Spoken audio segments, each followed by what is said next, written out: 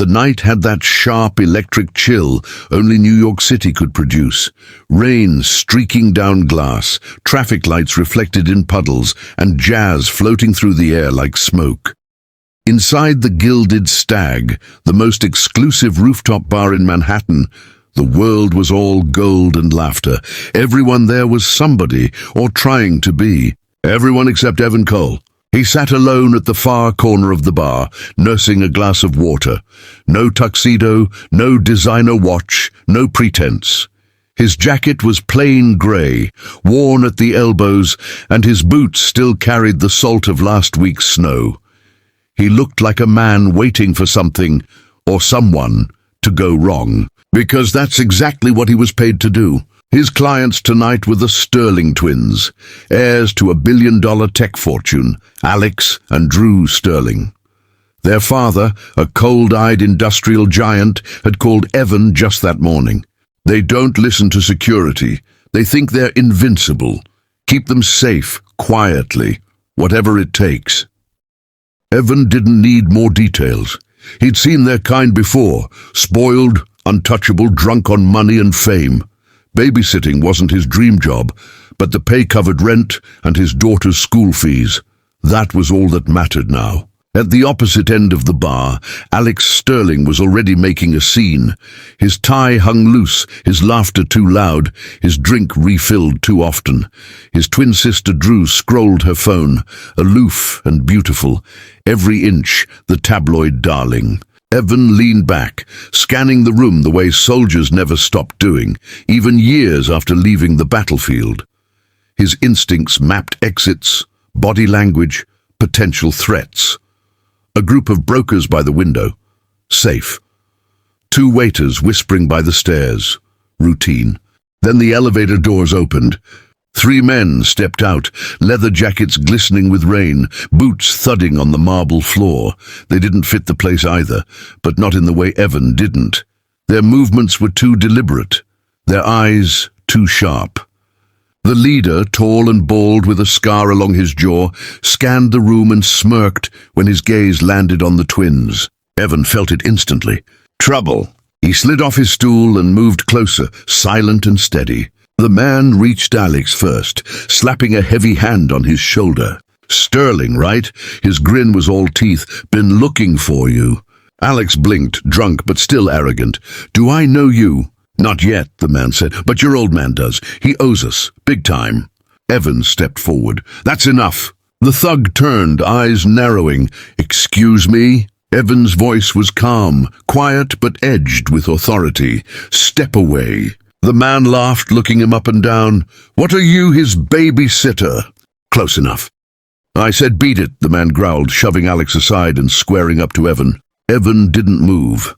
His pulse stayed steady. Years of training kicked in. The stance, the distance, the read. 2 steps away. Right hand clenched. Left shoulder tensed. This guy was about to swing. Chance, Evan warned. The thug grinned and threw a punch. Evan moved like lightning. He ducked, twisted the man's wrist, and drove an elbow into his ribs. The crack was audible. The man gasped, folding in half. 2 more rushed in. Evan pivoted, sweeping one's legs, grabbing the other by the collar, and slamming him into the marble counter so hard the glasses shattered. The jazz cut off mid-note. Every head turned. Drew stood up, eyes wide. What the hell? Evan barked. Stay behind me. The first man recovered, reaching under his jacket. Metal glinted. Evan reacted instantly, kicking a stool toward him. It hit the man's arm. His gun clattered to the floor. Gasps rippled through the room. Security! Someone shouted, but the guards were upstairs, and this was already past them. Evan grabbed both twins by the arms. Move now! They stumbled toward the elevator as the men cursed behind them. Evan hit the down button, shoved them in, and pressed basement parking. As the doors closed, Drew stared at him, breath shaking. Who are you? Evan's jaw tightened.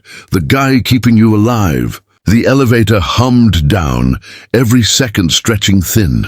When the doors opened, they stepped into the empty underground garage, echoing cold, smelling faintly of oil. Evan motioned toward a black SUV parked near the exit. Your driver's late. Stay low. He pulled out his phone to call for backup, but froze. A shadow moved between the cars, then another. They'd been followed. He cursed quietly. "Down, behind the SUV, now!" Alex hesitated, still defiant. "You can't just—" The gunshot cut him off. The bullet ricocheted off a pillar, whining through the air. Evan shoved both twins behind the vehicle and ducked beside them. Another shot rang out closer. "Two shooters," he muttered, eyes darting. "They're flanking us." Drew was trembling. "Why are they doing this?" "Because your fathers made enemies," Evan replied, low and focused. "Stay quiet." He glanced around, nothing but concrete shadows and an abandoned toolbox. His hand found a tire iron, not ideal, but it would do. The first shooter stepped into view, moving cautiously. Evan waited until he was close enough, then launched forward, swinging the iron. It struck the man's wrist with a sickening crack. The gun dropped. Evan twisted, swept his legs, and finished with a sharp blow to the ribs. The second shooter fired again. Evan dove behind a pillar, pain flaring through his shoulder as a bullet grazed him. He gritted his teeth, picked up the fallen gun, and fired once. The shot echoed, then silence. When Evan turned, the second man was on the ground, clutching his leg. Blood dripped down Evan's arm, but he stayed focused. He grabbed the twins and guided them into the SUV just as their driver came sprinting through the stairwell door, pale with fear. "Drive," Evan ordered. They tore out into the wet streets, tires screeching. Inside the car, nobody spoke for a full minute. The city, lights flashed across their faces, Drew's eyes wide, Alex's hands shaking. Finally, Alex said, "You could have been killed." Evan gave a dry laugh. "Wouldn't be the first time." Drew looked at him, her earlier arrogance gone. "You didn't even hesitate." "That's my job," he said simply, pressing a towel against his shoulder. Outside, the rain thickened, washing the city in silver streaks. Inside, the air was heavy with unspoken truths. For the first time in years, Evan felt something stirring beneath the exhaustion, beneath the scars. A spark he'd lost long ago, duty maybe, or purpose. Because tonight, he hadn't just protected clients. He'd protected lives. The SUV screeched to a stop outside a towering glass skyscraper in Midtown Manhattan, the Sterling Tower, headquarters of Sterling Dynamics. Security guards rushed forward as the drenched group stumbled out. Evan's shoulder bled through his jacket, but he waved off help. "I'm fine," he said, scanning the shadows. "Get them upstairs. Nobody leaves this building." Inside, marble floors gleamed under fluorescent lights. The twins hurried toward the elevator, whispering frantically. Evan followed, hand pressed to his wound. On the 40th floor, Richard Sterling, their father, was waiting. Silver hair, immaculate suit, and an expression that could freeze fire. "What happened?" he demanded, his voice clipped. Alex stepped forward, pale. "Some men at the bar, they knew your name, said you owed them." Richard's face hardened. He glanced at Evan. "You were supposed to prevent this." Evan's tone was calm but sharp. "I did. Barely. But whoever those men were, they weren't random. They were trained, coordinated." Richard's jaw clenched. He dismissed the guards with a flick of his hand, then turned back. "You should go, Mr. Cole. Your services are no longer needed." Evan didn't move. "They weren't after your kids for ransom," he said. "They wanted to send a message, and I need to know what kind." Richard's eyes narrowed. "This is none of your concern." Evan stepped closer. "It became my concern when they started shooting." For a second, the billionaire's mask cracked. He looked tired, haunted. Finally, he sighed. "It's a business dispute," he said quietly. "A former partner, someone who feels cheated. I'll handle it." Evan didn't buy it. He'd seen that look before, in war zones, in men who'd made bad deals with dangerous people. But he also knew when to stop pushing. "Fine," he said, "but keep them off the streets for a few days." He turned to leave, but Drew's voice stopped him. "Wait!" She stepped closer, eyes softening. "You're bleeding." Evan glanced down. "It's nothing. Let me at least patch it up." He started to protest, but she was already moving. In her father's office, she found a first aid kit and knelt beside him as he sat. Her hands trembled slightly as she pressed gauze to his shoulder. You could have run, she whispered. Most people would have. Enough running for one lifetime. She met his gaze then, curious, gentle. You were military, weren't you? Yeah, before the company, before everything. He didn't say before my wife died, or before my little girl started asking why Daddy comes home limping. He didn't need to. Drew smiled faintly. You don't talk like a bodyguard. I'm not, he said quietly. I'm a father trying to stay useful. Before she could reply, a sudden explosion rocked the building. The lights flickered. Somewhere below, alarms blared. Evan shot to his feet. Downstairs now! They raced toward the elevators, but smoke was already creeping through the vents. The building's PA crackled. Security breach on level 30. Evacuate immediately. Evan's instincts screamed danger. This wasn't random, this was follow-through. The twins followed him down the stairwell, coughing from the smoke. On the 32nd floor landing, the door burst open and 2 armed men stormed in. Evan grabbed Alex, shoving him behind the railing. Get down! Gunfire exploded in the narrow stairwell. Sparks flew from the metal handrails. Evan dove, returning fire with the pistol he'd taken earlier. One assailant went down, the other ducked behind a wall. Keep moving! Evan shouted. Now! They sprinted down flight after flight until they reached the lobby, but the main exit was blocked, more gunmen in black, sweeping through with silencers. Evan cursed under his breath. They're not thugs, they're mercs. Dad! Drew gasped, pointing.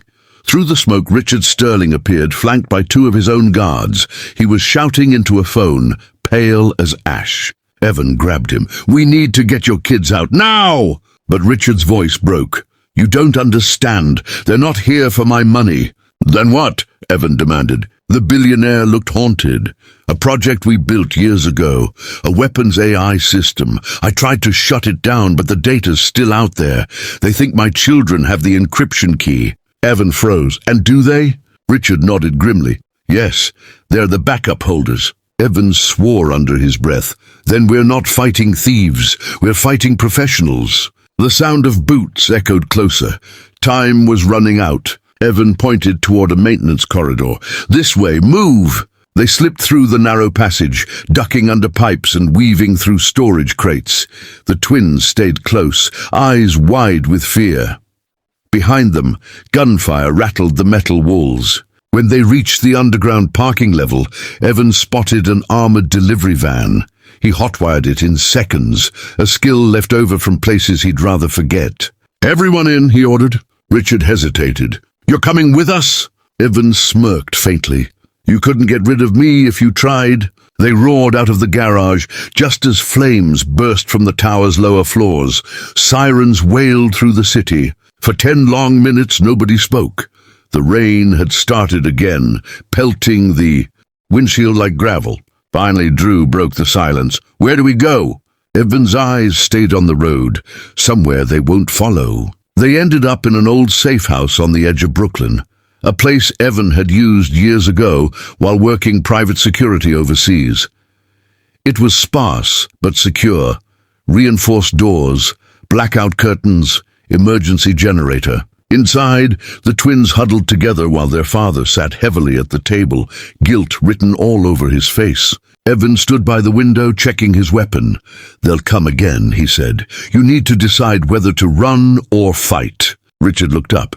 You think I can fight them? They have an army. You have something they don't, Evan replied. A reason. He turned to the twins. They're coming for the encryption drive. You know where it is? Alex nodded slowly. It's in a safety deposit box under my name. Evan nodded. Then we end this tonight. Hours later, they moved through the rain-slicked streets in silence, reaching the old financial district. The building was dark, the vault floors mostly empty. Inside, Alex retrieved a small black drive, but as they turned to leave, a voice echoed through the marble hall. Put it down! The scarred man from the bar stepped out of the shadows, gun leveled. Behind him, 6 mercenaries appeared. You just couldn't walk away, he sneered at Evan. You should have stayed out of it. Evan's voice was low. You made it my business the moment you aimed at them. Hero act won't save you, the man said. Hand over the drive. Evan looked at Drew and Alex. When I say run, run. Then he moved first. The fight was brutal and fast, Evan dodging, firing, striking with ruthless precision. Years of training returned in a heartbeat. The twins ducked behind pillars as bullets shattered marble.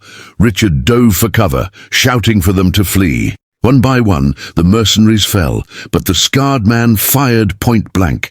Evan twisted, the bullet grazing his ribs. He lunged, tackling him hard. The gun skittered away. They struggled, fists pounding, until Evan finally drove the man's head into the marble floor. The silence after was deafening. Evan stood, breathing hard, the flash drive clutched in his hand. He turned to Richard. "Destroy it. For good this time." Richard nodded shakily. "You have my word." Drew stepped forward, tears glistening. "You saved us, again." Evan gave a faint smile. "That's what I do." By dawn, police sirens surrounded the building. The attackers were gone or captured. Richard kept his promise. The drive destroyed, the data erased. As the sun rose over Manhattan, Evan stepped outside, rain-washed streets glimmering beneath pink light. Drew ran after him. "You're just leaving?" He nodded. "My job's done." Alex called out, "You ever need anything? Money, connections?" Evan smiled faintly. "Just keep your heads down, and maybe learn when enough is enough." He walked away, jacket torn, shoulder aching, but heart strangely light. Because for the first time in years, he wasn't running from his past. He was walking towards something better,